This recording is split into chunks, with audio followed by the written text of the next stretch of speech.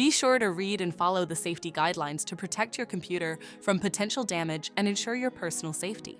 For more information about safety guidelines, see the owner's manual at dell.com/support.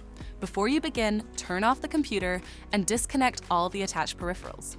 To remove the memory module, remove the 9 screws securing the base cover.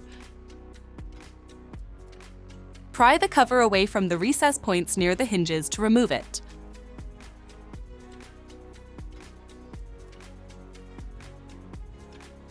Identify the memory module and unlatch it. Grasp the module by the edges to remove it. To reinstall the memory module, relatch it to the system.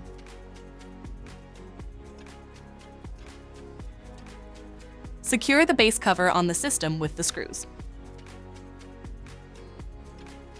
For more information about your DELL system, visit dell.com/support.